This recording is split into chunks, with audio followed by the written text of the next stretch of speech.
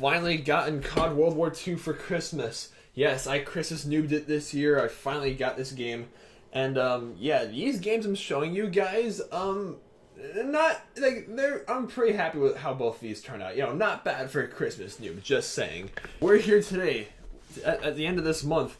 December 31st, it's New Year's Eve, and I'm here to rank all the films I saw December, the final month of 2017, from worst to best. And December is just such a great time to go see movies, guys. It's just so much comes out, be it Oscar contenders or blockbusters. And yeah, I was just like, there was a lot of great stuff that came out this year, and there was some, like, you know, some misses too as well. And yeah, before I make this video, I do want to say I also saw Lady Bird and The Darkest Hour in December, but both those films got their select release in November, but just got their wide release in December, so therefore I cannot include them in this video. Sad face. Both those are very solid films. I'd very recommend seeing The Darkest Hour and Lady Bird, and one of them is probably going to appear on my list of best movies of the year, which I will be making like either the first day of January, like either Monday, Tuesday, or Wednesday, sometime in that time range. Alright, anyway, let's get... You guys know how these videos work. Again, this is just based entirely off of what I've seen, and it's all just my opinion. You can agree, disagree. Let me know in the comments all you want what you thought was good this month, what was bad this month. But yeah, December films. The worst film that I saw this December was Father Figures. Not a film that I reviewed in the form of a video. I made a written review for Father Figures, like for my Facebook page and for what's it called? Just I made a written review on my Facebook page. So if you want to see my written review there, just feel free to check it out. And like the reason why I didn't review this film in the form of video is because I just like I saw this like, you know, between Christmas and New Year's Eve. This is my end of the year break from making YouTube videos, like so you guys can have time to ask me questions for my Q&A. That's also gonna be up today. So yeah, I just didn't review it in the form of a video. But yeah, Father Figures, like my expectations for Father Figures, like, okay, this is really just gonna be like 2017's equivalent of Office Christmas Party. Do you remember Office Christmas Party? Yeah, I don't either. But like, just another disposable December comedy, you know, just in time for the holidays. But after seeing Father Figures, it definitely is better than Office Christmas Party. But like, it's like, yeah, again, it's your disposable December comedy. But like, I'll say there is enjoyment to be had with Father Figures. Like Ed Helms, I don't hate the guy. He was good in Captain Underpants. And Owen Wilson, I really like Owen Wilson. He's a great actor. And yeah, but like, there's something not right with these two being together in a film with the roles that they have. Like, they're supposed to be twin brothers, yet they look nothing alike. And they're just like, I don't know, I just have a very particular sense of humor. This film didn't have me nothing in this film struck me as hilarious, but I don't blame the film itself for that, again, because it's just hard to make me laugh with movies. There was one scene, though, like, where Owen Wilson and this kid, they get into a fight in this public restroom and just start peeing on each other. Like, yeah, that was funny. And, like, definitely the thing that kept me intrigued throughout this film was the quest they went on to go searching for their father. Like, their long-lost dad. It's the whole plot of this movie, because, you know, Ed Helms and Owen Wilson, they're brothers, and they found out that their dad was, like... They never met their actual dad, so they just go on a quest to go find him. And yeah, like, that part was cool. And the ending was sweet, and there is a neat plot twist at the end. So yeah, overall, like, Father Figures, again, disposable December comedy, though there was some enjoyment we had with it. Overall, the film was okay. Like, I would give it a 5 out of 10 stars. If you saw my written review, you probably saw it as well. Anyway, next film on this list is like the second worst film I saw this summer, because I saw quite, by my standards, I saw quite a lot of movies this month, was Downsizing. Again, another film that I didn't have the chance to review at all, actually, because I saw this just at my end of the year break from making YouTube videos, and I just, like, because I saw it like the night after I saw it, I saw Father Figures, and at this point, I was just burned out from reviewing movies, so I was just like, yeah, like, I quickly summed up like my thoughts on Downsizing on my personal Facebook account, which I unfortunately neglected to put up on my Facebook page for you guys to see. But yeah, it is what it is. Anyway, Downsizing is where, like, you guys saw each other, Matt, like, it's set a few decades in the future where, like, the world is really overpopulated, and the solution to it is for people to shrink in a procedure called downsizing, live in these, like, you know, these tiny resort areas designed for little people. And yeah, like, that is a really cool premise. Like, and that's actually could be like a legit like solution for overpopulation, which is a great thing for a sci-fi film to address. Like, his overpopulation is actually like a pretty big concern that a lot of people take for granted, and it definitely like I definitely could see something like that. Like, if we could actually make it happen, even though this is a movie, like a film where like, or just like something where we can actually shrink. But like, however, that premise like works well like for a hypothetical video, but like for a movie, it's very hard to make a legit film out of a premise like that. And yeah, that kind of shows through at some parts of his film. That's definitely the worst problem that it has. Is how like yeah, the narrative is just very wobbly at parts because of that. But like Matt Damon, like he's Matt Damon, like does the guy never disappoints. Like, the performances in the film has a really talented cast, and it just like overall the film like it was very well acted, and there were a few scenes that did make me laugh, especially Hong Chau's performance, who plays this like Vietnamese lady, and yeah, she had like all like her she was probably the best part about this film. Like she had all the funny like she had almost all the funny scenes, and like she like I love the way she like bounced off Matt Damon. The two have very great chemistry together, and I swear like I have a thing for Vietnamese girls now because like her accent it's like a mixture of chipmunk voice and Australian and Japanese and like country accent. It's just the cutest thing. I love it. So so yeah, this film like it definitely like really cool premise, bad narrative, like bad-ish narrative, I guess. Just like was very like the delivery could have been better, but I will say I did enjoy myself with downsizing. So like if I had to rate it, I would probably give it like a 6 or a 7 out of 10. So yeah, that there you guys have it. Anyway, the next film on this list, Ferdinand, probably Blue Sky's best, like Blue Sky Animation Studios' best film since the Peanuts movie. Like, yeah, this is like up there with like one of the best Blue Skies. Because Blue Sky Studios has had like a pretty like rough time the past few years. Like they've had a hard time making like a hit, like hit movies. Like yeah, they had Ice Age back in 2002. That was great, because it's Ice Age. But like it had all those horrible sequels, and yeah, Epic was good, but unfortunately, like it went very under the radar for most people. And Rio, I saw Rio, it was fine. Haven't seen Rio 2, haven't heard great things about it. And Peanuts movie was awesome, but you can't really make a franchise out of that. And yeah, like I just don't see him making a franchise out of Ferdinand, but Ferdinand was still a very solid film regardless. Like John Cena and Kate McKinnon like both work really well together. Like John Cena's voicing this huge bull, like because this film is based off a children's book of the same name.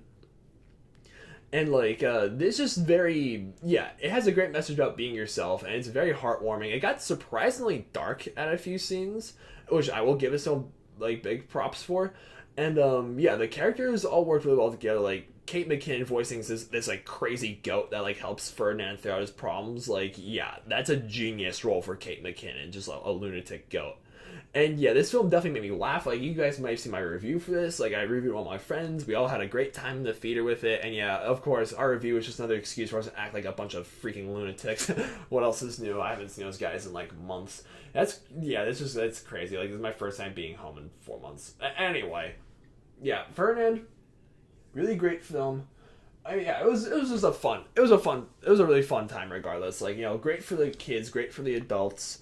It was, yeah, like a great soundtrack as well. Really good animation. Like Blue Sky Animation Studios, like they have a specific like character design. Like you just look at it and you just know that it's them, and that definitely shines through as well. Yeah, just an overall was a very sweet and fun film. And the next film on in this video what we're gonna discuss is Jumanji. Welcome to the Jungle.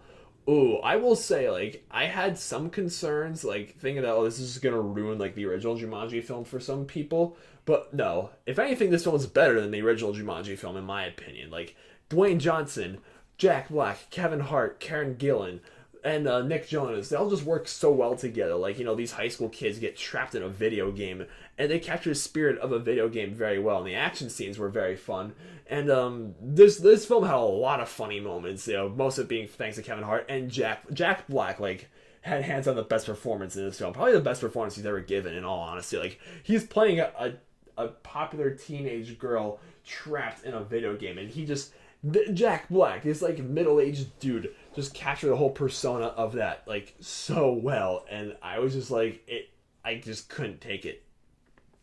Yeah, the technical level was fine for the most part, and the special effects and sound working and all that good stuff. And Jumanji, like it definitely like it answers. Like, again, you don't really need to know anything about the first Jumanji film to really understand what's going on in this film, but like there are a few questions that get answered, and that's a plus. I will say with issues, like definitely the villain was very like forgettable. Like I barely remember anything he did. Yeah, he just wasn't really the best. But yeah, Jumanji, like Welcome to the Jungle, it was a very great time, and yeah, like there's a lot of zoology jokes. Like as a zoology major, like I just could not help but just be like, yes, thank you, movie. I love these zoology jokes throughout this film. Like, oh yeah, it was just definitely plenty of references and a lot of fun stuff. Like Dwayne Johnson again giving us a very charismatic and fun performance. Like him and Karen Gillan both play like the awkward kids, and like even though there's both like sexy badasses like in this game world, like they're the awkward personalities that come out so well. And yeah, just like this film knew what it needed to do and delivered excellently. So the third best film I saw this December was The Shape of Water. Shape of Water, a really great literal fish out of water premise. Like Della Tormo, I'm sorry, I keep forgetting how to pronounce his name, but yeah, he's like I definitely need to see Pan's Labyrinth now. Like this film, like Shape of Water was a very eerie, strange film, but that's what makes it so special because it's unique. And it's like such a great period piece as well, being set in the Cold War, and like they're gonna use this like fish man they've imprisoned to like defeat the Soviets or something crazy like that. Great critique about the human condition and like what it means, like who's the monster here. Like I reviewed this movie with my sister, and yeah, like you see this like fish man that's kept in a tank. You think, oh, this is the monster, but no, it's really maybe it's just the people who are keeping him like prisoner here. They're the monsters or something like that. Sally Hawkins like absolutely nails the performance. Like this is like again. Shape of Water, like if it doesn't get nominated for at least one Oscar, I'm writing a letter to the Academy because Sally Hawkins just nails the performance as Mute Woman, and Octavia Spencer nailed the performance as like her funny best friend, and Michael Shannon just nailed it as like the dickhead villain of this film. Like just very like just awesome performances, awesome technical work too. Like I'm very unsure of whether like the Fishman was was it motion capture or was it just practical effects, just a guy was actually like in a fish suit. Like either way, like it looks great, and the film's soundtrack, like the score is fantastic throughout this film.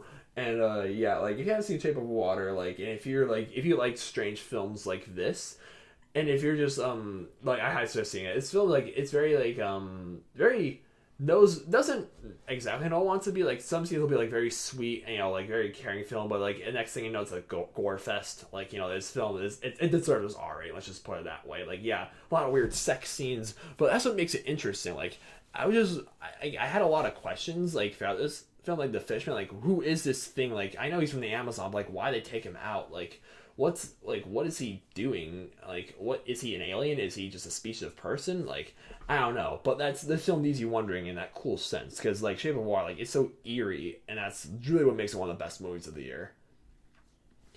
And yes, we're coming down the line here, guys. The second best film that I saw this December was The Disaster Artist. The movie about a movie, more specifically The Room, one of the most hated films of, actually no, one of the most hate that we love films of all time. Let's just put it that way. The Room is just like it's so unintentionally hilarious, and it's just so bad. But that's why people love it so much. Like The Room is just like it's so just laughably horrible. Like I watched The Room and I was just like, oh my gosh, like Tommy Wiseau, what was he thinking? And yeah, like they decided to make a movie about that movie, like The Disaster Artist. And Disaster Artist, like the more I think about it, the more I just appreciate it even more. In all honesty, like James Franco nails the performance as Tommy Wiseau, both the direction and his performance as the infamous Tommy. Like yeah, his hairstyling, like from the trailer, I thought it was actually like Tommy Wiseau just playing himself. Just recounting memories of just while playing himself. Like I thought that was that, but no, I was like actually surprised. I thought it was James Franco playing Tommy Wiseau. Like his voice, like his impersonation of Tommy Wiseau is fantastic, and his mannerisms and again the looks, he just absolutely nails it. And Dave Franco, his brother, like playing whatever the other guy's name is. Yeah, Seth Rogen's in this movie as well. Just like really great performances. The film was very funny, and it was just like a great like showcasing on like just making it in cinema and whatnot. And yeah, like I just had a really great time with Disaster Artist. It felt like, again, this film was also produced by Seth Rogen, Evan Goldberg. Like these guys have made This Is the End, Neighbors, Sausage Party, those like silly raunch comedies like that. But yeah, this film felt like one of those like comedies mixed in with a film that's like that's definitely like has potential to be up for a few Oscars. And yeah, like Academy, please pay attention to The Disaster Artist. I really hope this thing gets nominated for at least something. All right, here it is. The best film that I saw this December was Star Wars: The Last Jedi.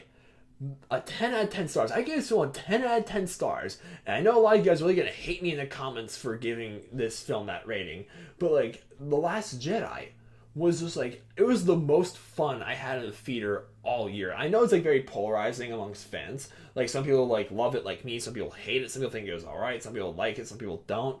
And yeah, there's definitely like some things that people are gonna say like, oh, there's like actual problems with this film. Like I know a lot of you guys just really weren't a fan of Finn and Rose's subplot and how like Rose kisses Finn in the end. Like, well, I got news for you. Not even Finn seemed to buy the romance. Like I'm theorizing that there's gonna be a love triangle between Finn, Rey, and Rose. Like Rose has feelings for Finn, but Finn like has feelings for Rey, and that's gonna start up some drama between the three of them. Like I'm just theorizing.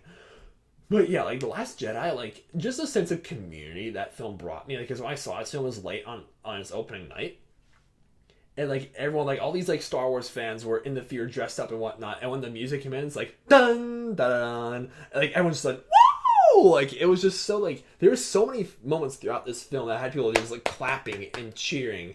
And like when the end credits rolled around, people clapped and cheered some more. And Snoke was menacing. Andy Serkis, like he's Andy freaking Serkis, and Adam Driver, Kylo Ren was just like such a menace, and I just love his character even more now. And Mark Hamill, you legend, Luke Skywalker. Excuse me. Oh my gosh, just like he had like that's a Luke Skywalker I know right there. Just like all these years later, like Mark Hamill has still got it, and Carrie Fisher, rest in peace. I know they're probably gonna recast her for the next Star Wars movie, so I'm interested to see where like how that's gonna turn out. Like I'm still pretty upset, and like it's great that they dedicated this film to Carrie Fisher. Like that was really sweet. But Last Jedi, I know it's very divisive, but I don't care. It's like I gave it 10 out of 10 stars for a reason, and I just like this film was such a blast start to finish. Alright, there you guys have it. My picks for all the films that I saw in 2017 from, December of 2017 from worst to best. Like, let me know, like, do you guys agree with my choices? What films did you see that I didn't see? Let me know in the comments down below. And yeah, I hope you guys have a fantastic New Year's. Like, it's New Year's Eve. Just go crazy tonight, guys.